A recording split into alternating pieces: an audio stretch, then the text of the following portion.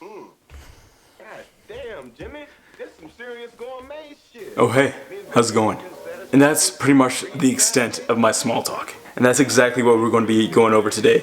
How to talk to people you don't quite know and develop your small talk skills.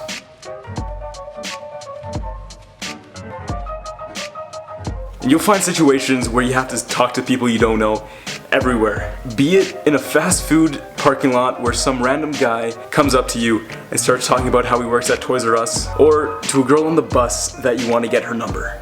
In both these cases, you don't know who the person is and you want to get to know them better. There's very little in life that we can accomplish without talking to people.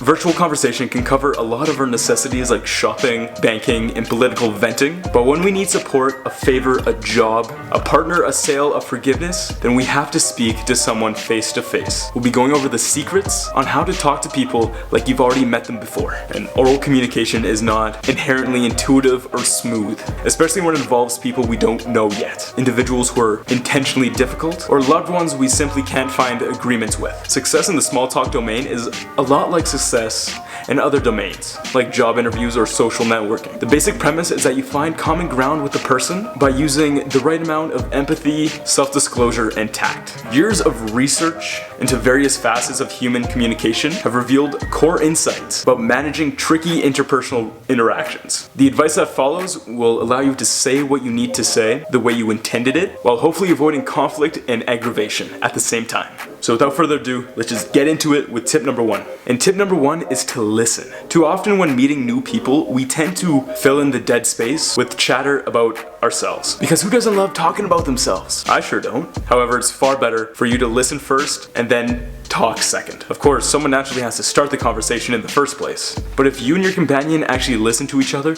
the conversation will go a whole lot smoother. You won't have to worry about what to say next. Number two is to use empathetic reflecting skills. This next level of communication involves restating what you heard, or at least what you think you heard. It's similar to mirroring, but with more genuine emotion backing it up. This will show that you've actually been listening and allow your conversation partner to jump in to clarify if in fact you are way off about whatever you're talking about. Remember not to overdo it or you can come across as a bit of a creep. Number three is to turn on your non-verbal detectors. The best way to read somebody is to read their body language. Most of our communication is done through non-verbal language. Experts say that non-verbal communication takes up 70 to 93% of communication. Holy crap, that's a big percent. From how you're feeling inside to how you think the other person is feeling based on their nonverbal cues. If the person seems uncomfortable with what you're saying, then you're probably making them uncomfortable with what you're saying. And if this is the case, you want to shift gears and get your conversation back on track. Some people enjoy debating politics, religion, and sex. Most new people that you'll meet probably won't want to talk about these things, and they would rather keep things light. Learn how to gauge the impact of what you're saying by reading bodily cues. Is a person making direct eye contact with you? Are their arms crossed? Are they looking at their phone? If you read the signs,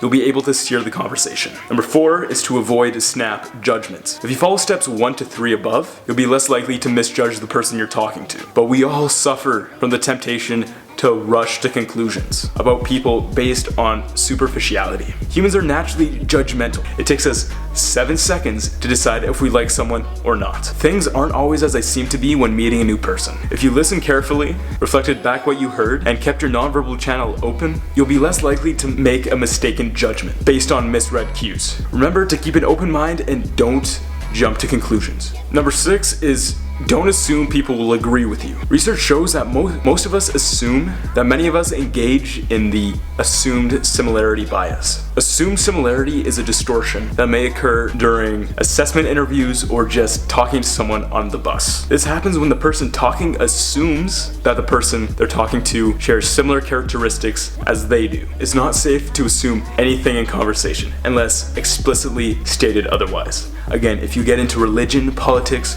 or sex, you'll get started on the wrong foot and end up with a foot in your mouth. Number 7 is try to learn from each interaction with a person. A person you've just met may have been to places that you haven't been, met people that you haven't, and offers a different perspective. People from different places can give you a new way of looking at interactions. You can expand your knowledge of other nations, religions, and cultures, ultimately making you a more interesting conversationalist. Remember, each person you meet gives you a new perspective, inherently giving you another tool for your small talk toolbox. Number 8 is a simple one, but it's to stay on top of the news. Being familiar with current events is absolutely essential. It is absolutely the best way to bring up new topics in conversation. The topics don't have to be weighty, nor involve in-depth expertise. Even knowing the score to a football or basketball game, or even know that what the number one song is better to being oblivious what's going on in the world. Number 9 is to know when to be quiet. Some people prefer no conversation at all, especially in confined situations like public transport or a public washroom. It's not the best to talk about sports when going to the urinal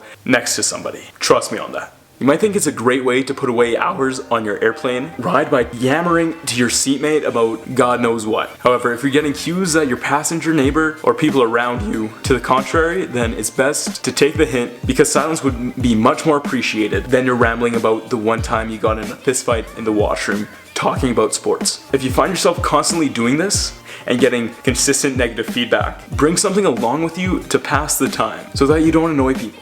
And number 10 is don't overshare. Perhaps you heard that it's okay to tell strangers your most intimate secrets. After all, you'll never see them again, right? However, there are 3 flaws with that statement. Number 1 is you might see that person again, or that person might know someone you know.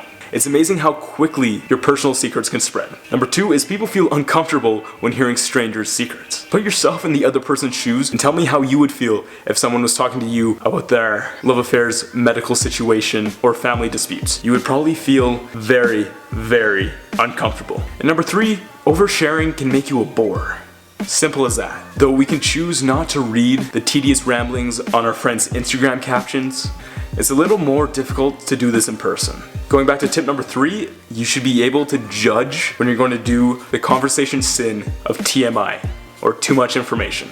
And oh my lord, you do not want to cross this threshold. These tips will make you a guaranteed social maestro in any social situation, whether meeting new people at a networking event or talking to new people on a bus. Research time and time again shows that people with healthier social interactions and more relationships are happier, have fewer health problems, less stress, and overall have a better quality of life than those who are socially inept. These tips will basically give you a better life. And who doesn't want a better life? Speaking of tips, if you have any other tips on how to talk to strangers or small talk tips and tricks, leave them in the comments below so other people can benefit from them. Make sure to like, comment, and subscribe, because when you like, comment, or subscribe, you let YouTube know that this guy is pretty cool and I should promote his video to other people. It helps me out, it's absolutely free, and you can change your mind anytime. That'll do it for me. Phil Potts, out.